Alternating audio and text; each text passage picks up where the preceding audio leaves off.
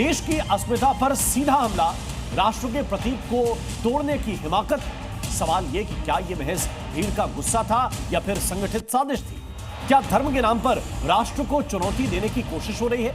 यह सवाल इसलिए क्योंकि कल हजरत बल दरगाह में अशोक स्तंभ को जुमे की नमाज के बाद तोड़ दिया गया और तोड़ने वाले ने यह तर्क दिया कि इस्लाम में मूर्तियों की इबादत की इजाजत नहीं, इसीलिए इसे तोड़कर हटा देना चाहिए। लेकिन जिस तरह से पूरा वाकया हुआ उसे देखकर लग रहा था कि कश्मीर में फिर से पत्थरबाजी के पैटर्न को लाने की कोशिश हो रही है।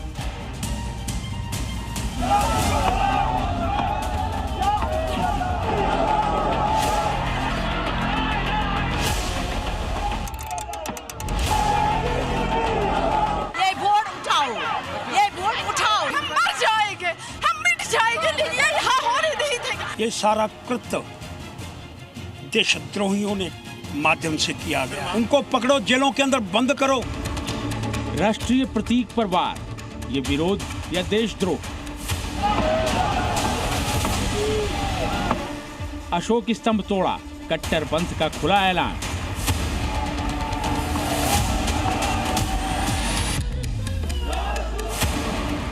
राष्ट्र से बड़ा धर्म, कब थमेगा कट्टरपंथ?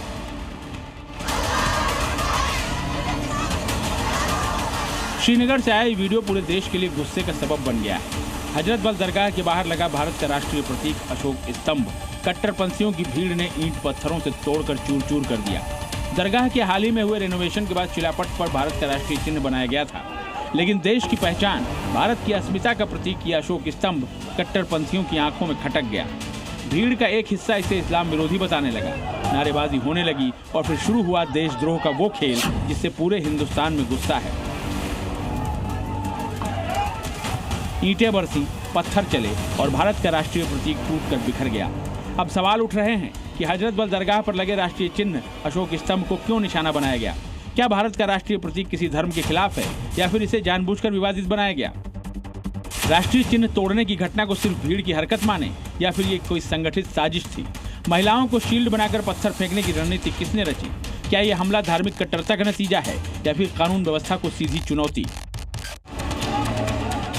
इस बीच राष्ट्रीय चिन्ह को दरगाह में लगाए जाने को पीडीपी अध्यक्ष महबूबा मुफ्ती ने मुसलमानों की धार्मिक भावनाओं पर गहरा आघात बताते हुए वक्फ बोर्ड और उसके प्रमुख के खिलाफ सख्त कार्रवाई की मांग कर डाली। वहीं मुख्यमंत्री उमर अब्दुल्ला ने भी सवाल उठाते हुए कहा कि धार्मिक स्थल पर सरकारी प्रतीक लगाने की कोई आवश्यकता ही नहीं थी। कहीं पे भी ये सरकारी एम्बलम जो है इस्तेमाल नहीं होता। सरकारी एम्बलम सिर्फ और सिर्फ सरकारी फंक्शनों में इस्तेमाल होता है। मस्जिद जो है, दरगाह, मंदिर, गुरुद्वारा, ये सरकारी दायरे नहीं है, ये मजहबी दायरे होते हैं। मजहबी दायरों में सरकारी एम्बलम इस्तेमाल नहीं होते। This is blasphemy for us. जो ब्लास्फेमी की सजा है जब आप कहीं किसी ऐसी कोई हरकत करते हो जिससे किसी भी मजहब के लोगों के जज्बा मजरूह हो जाएं, तो वहाँ पर ये एक्ट लगता है और इसमें कार्रवाई होनी चाहिए। वहीं मुस्लिम मौलाना भी मस्जिद या दरगाह में किसी प्रतीक या चिन्ह को लगाने को इस्लाम विरोधी बता रहे हैं। इस्लाम में तस्वीर लगाना और तस्वीर लगी हुई जगह पर नमाज पढ़ना जायज़ नहीं है। तो उस मस्जिद में अशोक की तस्वीर लगाने का क्या मकसद है? यही मकसद है ना कि एक नया एक विवाद खड़ा किया जाए। मस्जिद के अंदर तो हम अपना पर्सनल भी कुछ नहीं करते। अच्छा। हाँ बिल्कुल, हमें अपना पर्सनल कुछ करने की परमिशन नहीं है। मस्जिद जिसके लिए है भाई, हमने जिस चीज़ के लिए बनाया हम उसको वही चीज़ वहाँ करेंगे। और ये सिर्फ यहाँ के लिए नहीं है, ये हर जगह का रूल है। थाने के अंदर आप क्या करोगे? थाने से संबंधित कार्रवाई करोगे ना। कोर्ट में आप क्या करोगे? कोर्ट से संबंधित कार्रवाई करोगे। अशोक चिन्ह का अपमान नहीं करेगा हिंदुस्तान। सियासी नेताओं और मुस्लिम मौलानाओं के बयान के बीच राष्ट्रीय चिन्ह के अपमान पर जम्मू में गुस्सा फूट पड़ा। डोगरा फ्रंट शिवसेना के कार्यकर्ताओं ने जोरदार प्रदर्शन किया। नेशनल कॉन्फ्रेंस के खिलाफ भी नारेबाजी हुई। वहीं संगठन के प्रधान अशोक गुप्ता ने दोषियों के खिलाफ पीएसए लगाकर जेल भेजने की मांग कर डाली। उनको पकड़ो, जेलों के अंदर बंद करो। जिसने देश के ऊपर, एक पहलगाम पर हमला हुआ, दूसरा देश के ऊपर हमला हुआ है, देश के संविधान के ऊपर हमला हुआ है, जो कदापि बर्दाश्त नहीं होगा। इसलिए मैं बड़ा स्पष्ट मांग करना चाहता हूं, उन सब लोगों को पकड़ो जेलों के अंदर बंद करो, पब्लिक सेफ्टी एक्ट के अंदर। सियासत अपनी जगह है, लेकिन सवाल यही है कि क्या ये महज भीड़ की हरकत थी या फिर संगठित साजिश जिसमें धर्म को ढाल बनाकर राष्ट्र पर हमला बोला गया। जवाब चाहे जो भी हो, लेकिन राष्ट्र के प्रतीक पर वार ने पूरे देश को झकझोर कर रख दिया है। ब्यूरो रिपोर्ट, जी मीडिया।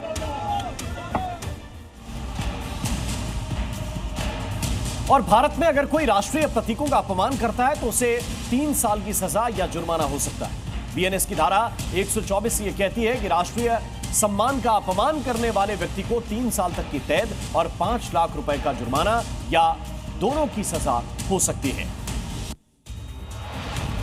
और देश के गौरव अशोक चिन्ह पर चोट। श्रीनगर से आई तस्वीरों ने हर भारतीय का दिल दहला दिया। जिस प्रतीक को भारत की पहचान माना जाता है, जिस पर संविधान और तिरंगे की ताकत टिकी है, उसी पर हमला हुआ है। और यही वजह है कि अब देश भर में गुस्से की लहर दौड़ पड़ी है। और इसे लेकर भाईजान क्या कह रहे हैं, ये रिपोर्ट भी आप देख लीजिए। लगातार इसको तोड़ने की कोशिश की जा रही है, कोर्ट को तोड़ने की जा रही है। अब पुलिस भी कुछ हद तक हट गई है। लगातार देखिए,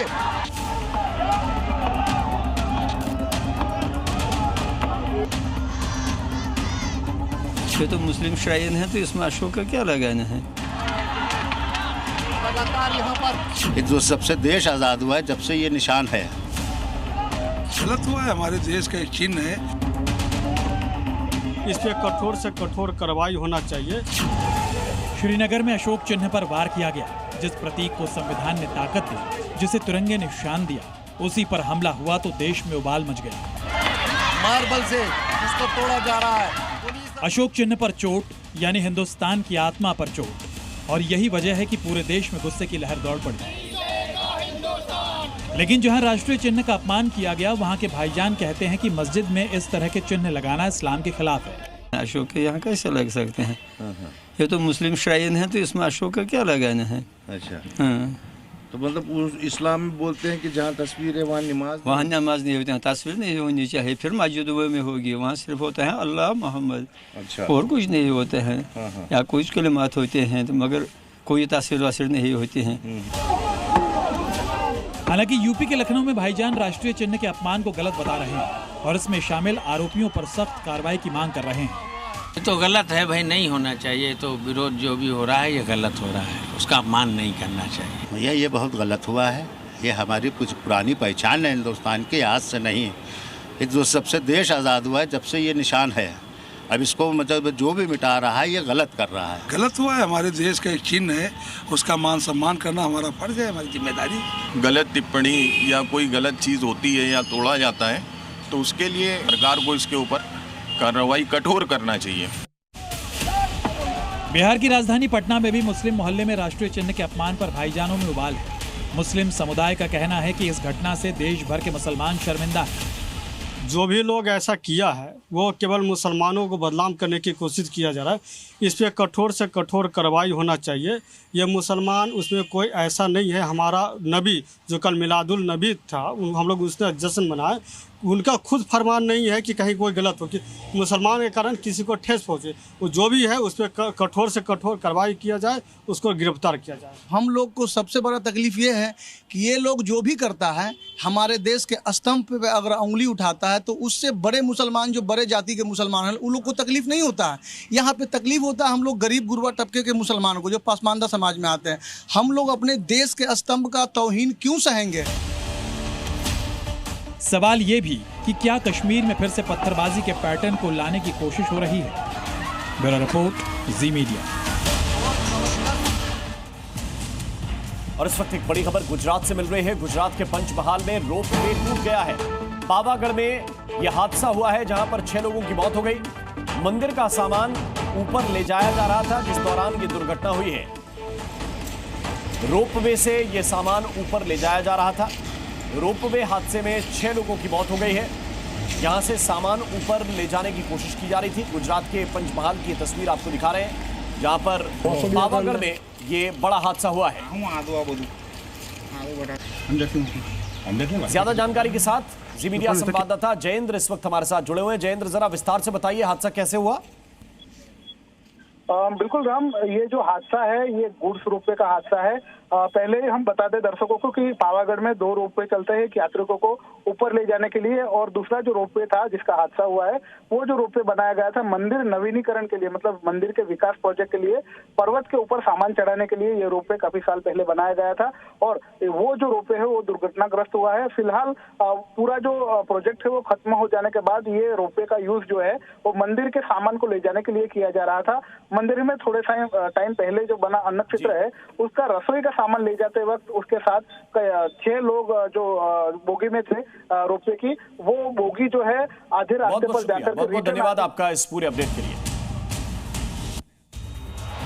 और आइए बढ़ते हैं आगे। 12 वफात के मौके पर देश भर में जुलूस निकाला गया, लेकिन इस दौरान उत्तर प्रदेश, बिहार से मध्य प्रदेश तक माहौल बिगाड़ने की कोशिश हुई। जुलूस में न सिर्फ फिलिस्तीन के झंडे लहराए गए बल्कि सामाजिक सौहार्द बिगाड़ने की कोशिश भी की गई। जहां एक तरफ इसका विरोध हो रहा है तो दूसरी ओर सियासत भी शुरू हो गई।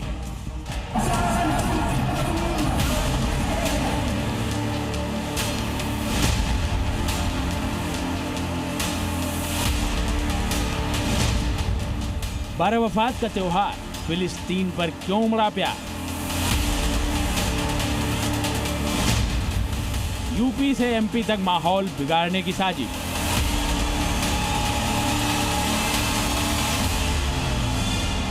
ईद मिलादुन नबी के मौके पर देश भर में जुलूस निकाला गया, लेकिन इस दौरान जगह जगह माहौल बिगाड़ने की कोशिश भी हुई।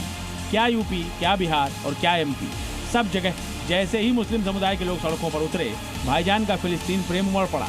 कहीं फिलिस्तीन का झंडा फहराकर समर्थन में नारेबाजी की गई तो कहीं भाईजान फिलिस्तीन के झंडे वाला स्टिकर लगाकर जुलूस में पहुंचे। इस दौरान इजराइल के खिलाफ भी जमकर नारेबाजी हुई।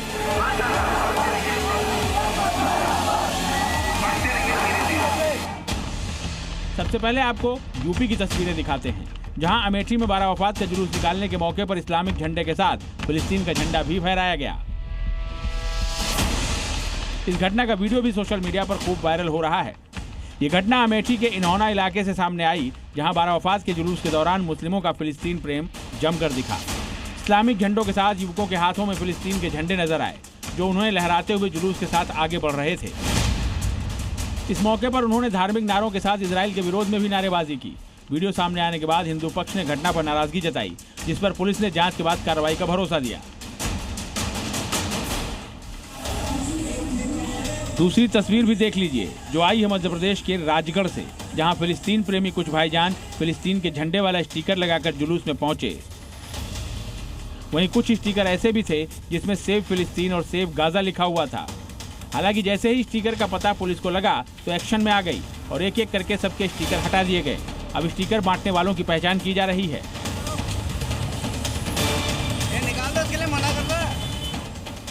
फिलिस्तीन प्रेम की तीसरी तस्वीर मध्य प्रदेश के छिंदवाड़ा से सामने आई, जहां जुलूस के दौरान फिलिस्तीन का झंडा लहराया गया।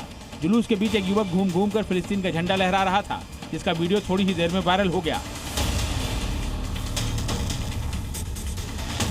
वहीं इस घटना का हिंदू संगठनों ने जमकर विरोध भी किया और पुलिस प्रशासन से शिकायत कर फिलिस्तीन प्रेमियों के खिलाफ कड़ी कार्रवाई की मांग की। बिहार के वैशाली में भी फिलिस्तीन का झंडा लहराया गया। यहाँ तो युवक फिलिस्तीन का झंडा लहराने के लिए गाड़ी के ऊपर ही चढ़ गया। हाथ में फिलिस्तीन झंडा लेने वाला मुस्लिम युवक पूरी तरह से जोश में नजर आ रहा था। इस मौके पर वहाँ फिलिस्तीन के समर्थन में नारेबाजी भी हुई। 12 वफात के जुलूस में फिलिस्तीन का झंडा फहराए जाने पर मुस्लिम पक्ष के साथ कांग्रेस नेता समर्थन करते नजर आए। जो गांधी जी के जमाने से हमारे मुल्क में एक बहुत ही हमारा एक डियर इश्यू रहा है फलस्तीन की आज़ादी, उस इश्यू की हिमायत में अगर कोई शख्स आगे आता है, हमारा कोई शहरी आगे आता है, तो ये इलीगल कैसे हो गए? फिलिस्तीनी झंडा लहराने में कौन सी कोई देशद्रोह का काम है क्या? अगर आप फिलिस्तीनी लोगों के समर्थन में खड़े हुए हैं और कुछ उत्साही युवक फिलिस्तीनी लोगों के पूरी फिलिस्तीन के समर्थन में, तो पूरा देश है। यूपी से एमपी तक फिलिस्तीन का झंडा फहराने, भाईजान के दिल में फिलिस्तीन के प्रति उमड़े प्रेम को लेकर जहां हिंदू संगठनों ने इसका विरोध किया, तो वहीं दूसरी तरफ समर्थन और सियासत भी हावी होती दिख रही है, जिस पर कई सवाल भी उठ रहे हैं। ब्यूरो रिपोर्ट, जी मीडिया। और आइए अब आपको लिए चलते हैं मध्य प्रदेश, जहां के सागर जिले में कट्टरपंथी नारे से तनाव फैल गया है। तनाव और नारेबाजी को लेकर मुख्य आरोपी कांग्रेस नेता फिरदौस और फम्मा कुरैशी बताए जा रहे हैं। स्थानीय और हिंदू संगठनों का दावा है कि इन दोनों नेताओं के नेतृत्व में ही रैली निकाली गई, जिसमें सिर तन से जुदा के नारे लगे। भगवा झंडे का अपमान हुआ, जिसके बाद अब इलाके में तनाव की स्थिति है। क्या है पूरा मामला, देखिए इस रिपोर्ट में।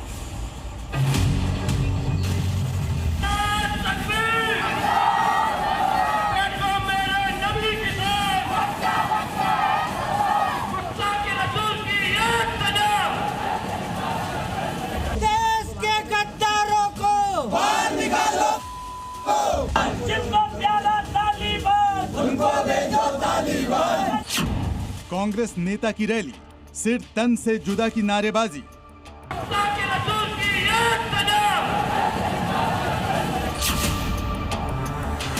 कांग्रेस के तुष्टीकरण वाले प्लान से फैला तनाव।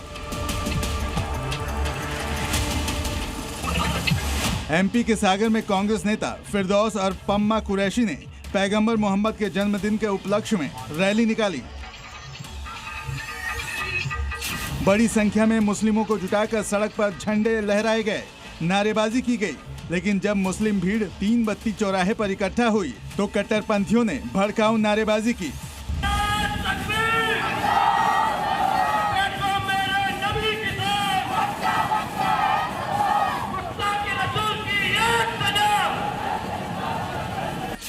जिसके बाद इलाके में तनाव फैल गया।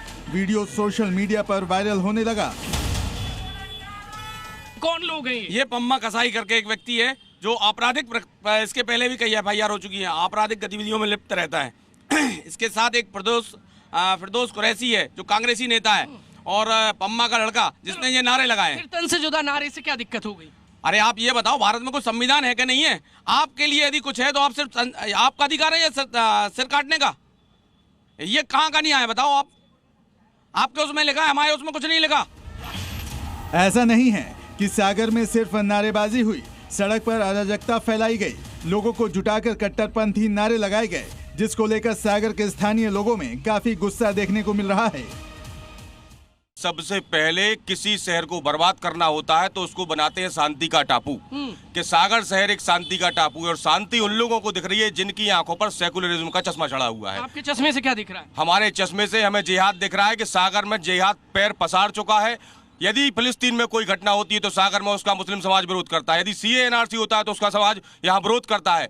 लेकिन सारिक मछली जैसे लोग भोपाल में पकड़े जाते हैं, सागर के मुसलमान चुप। इंदौर में लव जिहाद का कांड होता है, सागर के मुसलमान चुप। कन्हैया कुमार की हत्या होती है, सागर के मुसलमान चुप। वीडियो वायरल होने के बाद हिंदू संगठनों ने विरोध जताया और सिर तन से जुदा की नारेबाजी करने वालों के खिलाफ सख्त एक्शन की मांग करते हुए प्रशासन को ज्ञापन देते हुए आरोप लगाया कि आपत्तिजनक गाने बजाए गए जो पाकिस्तान आर्मी के YouTube पर अपलोड हैं। फिलिस्तीन के झंडे लहराए गए, भगवा झंडे पर इस्लाम जिंदाबाद लिखा। हिंदू संगठनों ने कांग्रेस नेताओं के साथ ही शहर काजी के खिलाफ भी कार्रवाई करने की मांग की है। फिलहाल मामले में FIR दर्ज कर ली गई है और वीडियो और CCTV की जांच की जा रही है।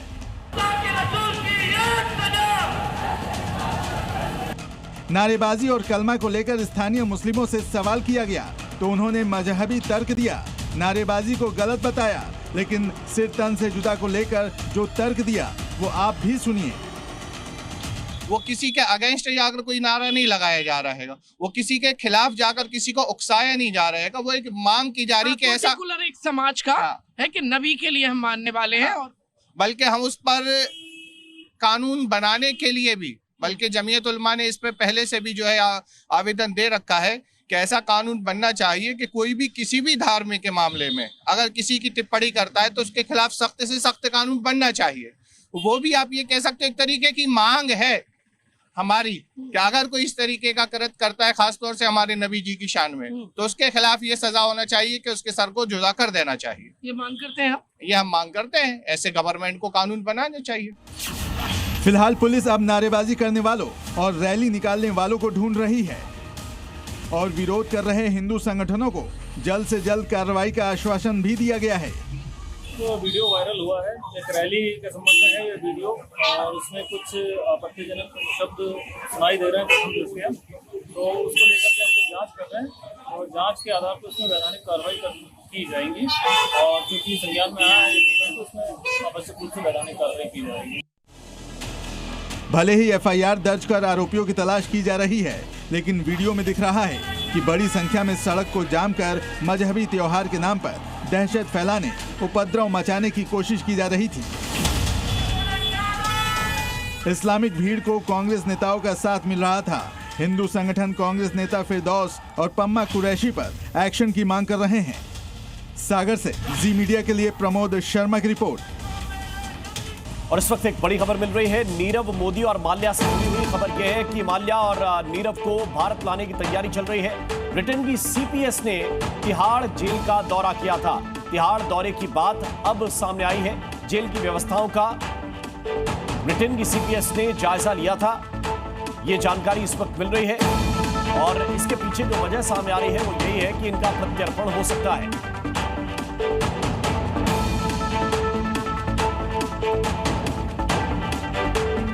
और बरा वफात जुलूस के दौरान सबसे ज्यादा बवाल मध्य प्रदेश में हुआ।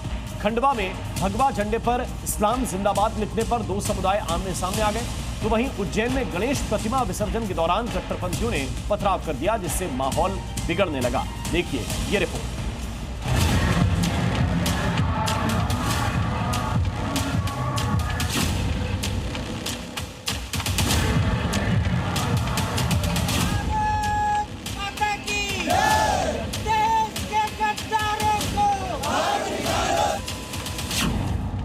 कहीं भगवा झंडे का अपमान, कहीं निशाने पर गणेश भगवान।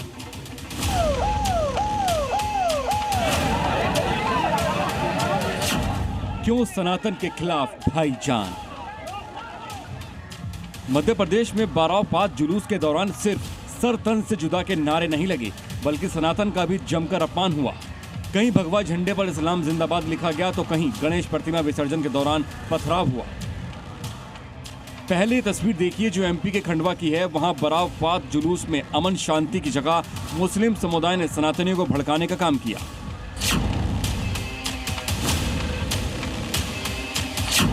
दरअसल शुक्रवार को खंडवा में ईद मिलाद उन नबी का जुलूस निकल रहा था। मुस्लिम समुदाय के लोग हाथ में तिरंगे की जगह मजहबी और भगवा ध्वज लेकर चल रहे थे। यहाँ तक तो सब ठीक था, लेकिन सामाजिक सौहार्द बिगाड़ने वालों ने यहाँ भी मौका खोज लिया। इसी दौरान कुछ लोग भगवा झंडा भी फहराने लगे, जिसमें इस्लाम जिंदाबाद लिखा था। यही नहीं, आरोप तो ये भी है कि जुलूस में आपत्तिजनक गाने भी बजाए गए। भगवा के अपमान और आपत्तिजनक गाने पर हिंदू संगठन भड़क गए और इसके खिलाफ सड़कों पर उतर आए और जमकर नारेबाजी कर शहर काजी के खिलाफ एक्शन की मांग की।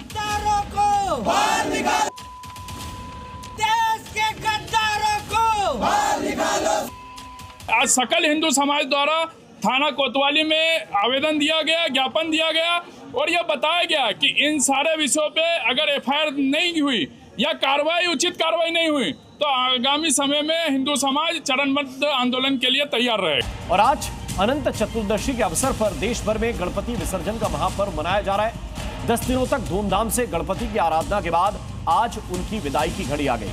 मुंबई में लाल बागचा राजा और गणेश गली के पंडालों से लेकर पुणे में कस्बा गणपति और गुर्जी तालीम गणपति तक तमाम शहरों में गणपति की विदाई चल रही है।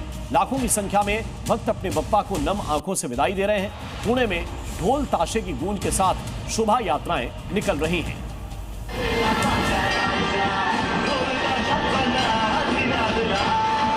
बप्पा की विदाई, भक्तों का सैलाब।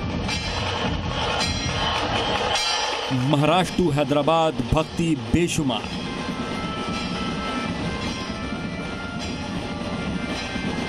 अगले बरस तू जल्दी आना।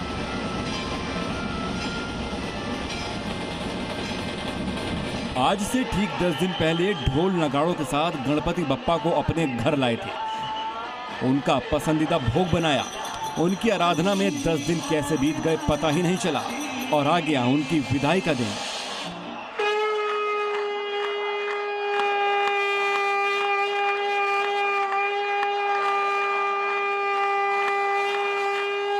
मुंबई से लेकर हैदराबाद तक बप्पा की विदाई उतने ही शानदार तरीके से की जा रही है जैसे उनका आगमन हुआ था। सबसे पहले आपको मुंबई के राजा के पास लेकर चलते हैं, लाल बाग, जहां पहली बार भक्तों ने बप्पा के दर्शन किए तो भक्ति विभोर हो गई और आज बप्पा को पूरे स्वैग के साथ विदाई दी जा रही है।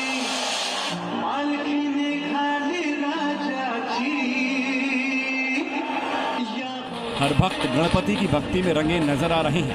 ढोल नगाड़ों के साथ गणेश विसर्जन की यात्रा में शामिल हर भक्त भावुक नजर आ रहा है।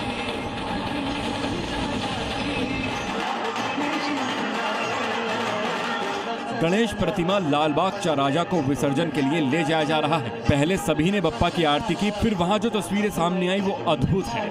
भक्त रंग गुलाल से होली खेल रहे हैं। पूरे आसमान का रंग सिंदूरी हो गया है। भक्त नाचते गाते गिरगांव चौपाटी पहुंचेंगे और वहां बप्पा का विसर्जन किया जाएगा। गणपति बप्पा मोरया, पुढच्या वर्षी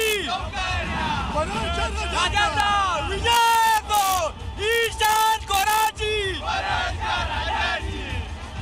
तो ये उत्साह देखते ही बनता है। हर साल जितने बड़े सार्वजनिक गणेश पंडाल हैं वहाँ से अब गणेश मूर्तियाँ विसर्जन के लिए जो है निकलना शुरू हो गई है। और ठीक उसके साथ ही जो भीड़ है, भक्तों की भीड़ है, वो भी काफी बड़ी संख्या में यहाँ पर मौजूद है। माया नगरी में जैसी धूम गणेश उत्सव की होती है वैसी किसी और त्योहार की नहीं होती। गणेश विसर्जन की यात्रा में शामिल हर भक्त भावुक नजर आ रहा है। अगले साल जल्दी आने के जयघोष के साथ गणेश गली के राजा की विसर्जन सवारी निकाली गई। पुष्प वर्षा और ढोल ताशों से लोग झूमते दिखे।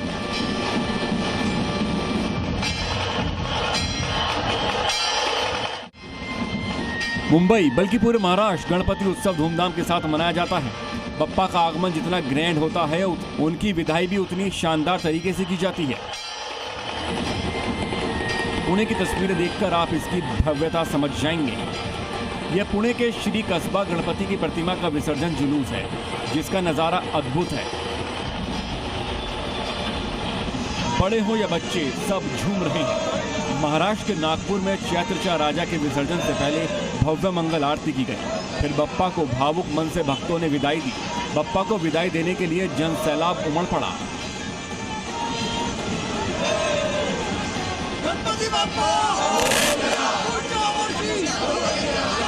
महाराष्ट्र सीएम देवेंद्र फडणवीस ने सीएम आवास वर्षा में परिवार के साथ भगवान गणेश की प्रतिमा का विसर्जन किया। हैदराबाद में 69 फीट ऊंचे खैरताबाद गणेश प्रतिमा का भव्य विसर्जन जुलूस सुबह शुरू हो गया। इसमें हजारों श्रद्धालु शामिल हुए हैं। ढोल नगाड़ों और जयकारों के बीच बप्पा को विदाई दी गई।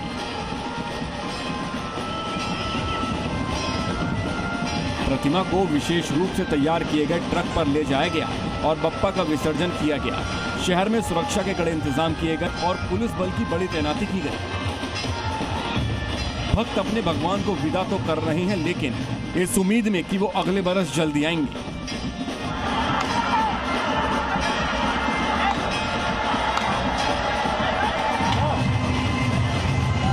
ब्यूरो रिपोर्ट, जी मीडिया। और गणपति बप्पा की विदाई के बाद अब बात करेंगे आसमान से बरस रही आफत की। पंजाब में बाढ़ और बारिश से हालात बहुत ही खराब हो गए हैं। शहर शहर सैलाब से लोग काफी परेशान हैं। सतलुज का पानी घरों तक घुस गया है और भारत पाकिस्तान बॉर्डर भी पानी में डूब गया है। पंजाब में बाढ़ बारिश से करीब 3 लाख लोग सीधे तौर पर प्रभावित हैं। देखिए जी मीडिया की ये ग्राउंड रिपोर्ट।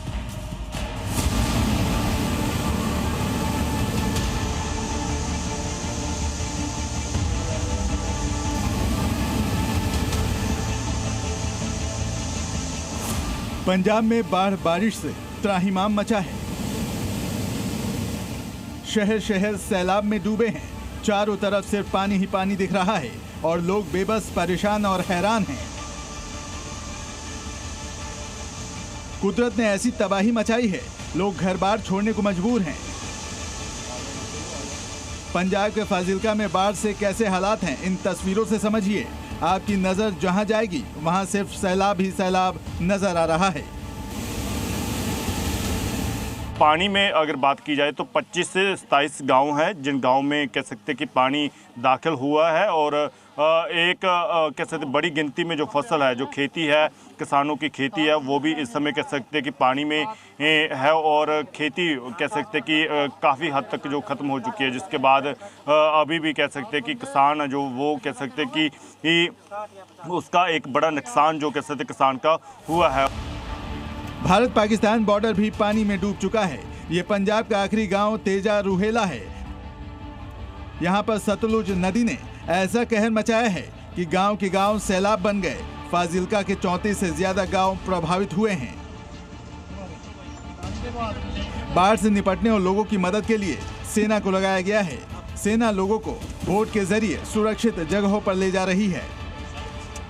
आर्मी की जहां पर लगातार कह सकते हैं कि 3 कैंप जहां पर लगातार आर्मी के चल रहे हैं, जिन कैंपों में जो रेस्क्यू है वो लगातार चल रहा है। लोगों के पास राशन पहुंचाना, उनके पास मेडिकल सहायता कह सकते हैं पहुंचाना, वो आर्मी की तरफ से लगातार जहां पर काम किया जा रहा है। अमृतसर में भी बाढ़ से हालात बेहद खराब हैं। घर गलियां सब डूब चुकी हैं। लोग बाहर नहीं निकल पा रहे हैं।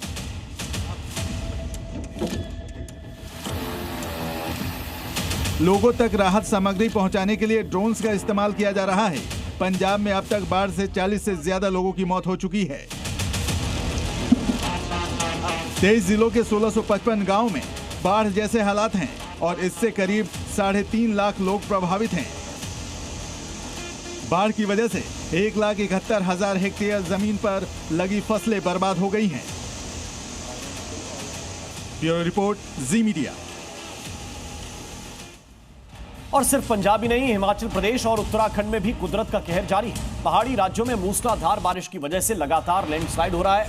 पहाड़ भरभरा कर गिर रहे हैं, जिसकी वजह से कई सड़कें बंद हो गई तो कई इलाकों का संपर्क भी टूट चुका है। कुदरत की मार से त्राहिमाम मचा हुआ है।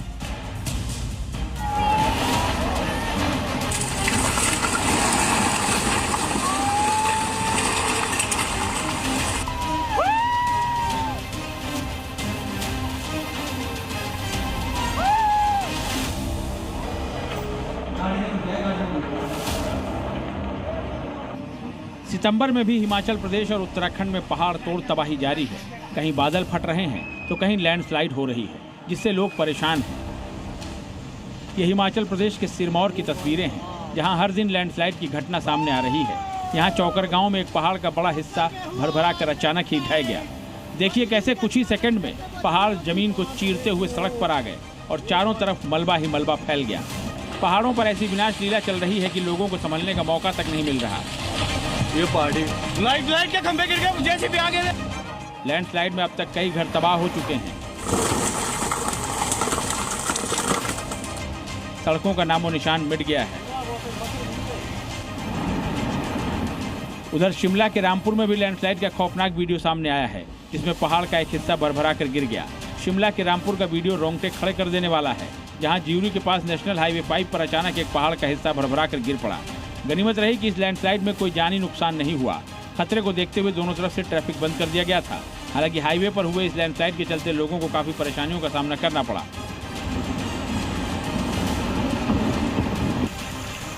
जरा ये तस्वीर भी देख लीजिए, जो उत्तराखंड के देहरादून से आई है। चक्राता में लैंडस्लाइड की वजह से सड़कें पूरी तरह से तबाह हो गई हैं और लोगों की जिंदगी नर्क बनती जा रही है। देखिए कैसे गंभीर हालात में बीमार एक बुजुर्ग महिला को अस्पताल पहुंचाने के लिए ग्रामीणों को जद्दोजहद करनी पड़ रही है।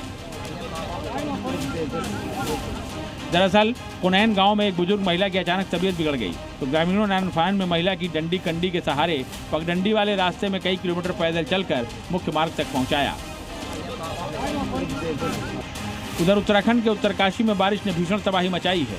मूसलाधार बारिश की वजह से गंगोत्री नेशनल हाईवे कई जगह से बंद है। जिले में करीब 40 से ज्यादा गांवों का आपस में संपर्क कट गया है। जगह जगह सड़कें टूट चुकी हैं, जिससे लोग एक गांव से दूसरे गांव तक नहीं जा पा रहे हैं। सितंबर का पहला हफ्ता खत्म होने वाला है, लेकिन पहाड़ों पर कुदरत की मार जारी है, जिससे जनजीवन बुरी तरह से प्रभावित हो रहा है। ब्यूरो रिपोर्ट, जी मीडिया। और भारत को लेकर डोनाल्ड ट्रंप के सुर बदल गए। कुछ ही घंटों में बयानबाजी का रंग भी बदल गया। जो ट्रंप कल तक भारत पर टैरिफ और दादागिरी की बातें कर रहे थे, वही आज दोस्ती और तारीफ करते नजर आए। प्रधानमंत्री मोदी को महान बताते हुए ट्रंप ने भारत से रिश्ते मजबूत बनाए रखने की बात कही और इस पर प्रधानमंत्री मोदी ने भी साफ संदेश दिया। आखिर क्या हुआ कि ट्रंप लाइन पर आ गए? देखिए ये खास रिपोर्ट। जो ट्रंप कुछ घंटों पहले तक भारत और उसके सहयोगियों पर तंज कस रहे थे, जो ट्रंप टैरिफ चिल्लाकर दादागिरी दिखाने की कोशिश कर रहे थे, जो ट्रंप भारत पर अपना दबाव बनाने की नाकाम कोशिश कर रहे थे, वही ट्रंप अब दोस्ती की बातों पर उतर आए। दुनिया में खुद को सबसे बड़ा समझने की गलत फहमी पालने वाले डोनाल्ड ट्रंप की सारी दादागिरी भारत ने निकाल दी, सारी हेकड़ी दूर कर दी और अब ट्रंप एकदम लाइन पर आ गए हैं, दोस्ती दोस्ती करने लगे। जो डोनाल्ड ट्रंप अब से कुछ ही घंटे पहले भारत को चीन के हाथों खोने की बात कर रहे थे, उनके लिए पोस्ट कर रहे थे, पीएम मोदी की जिनपिंग और पुतिन के साथ फोटो शेयर कर रहे थे, उसी ट्रंप ने अब अपने सुर बदल दिए। और इसी के साथ राजनीति में अभी के लिए बस इतना ही। नमस्कार।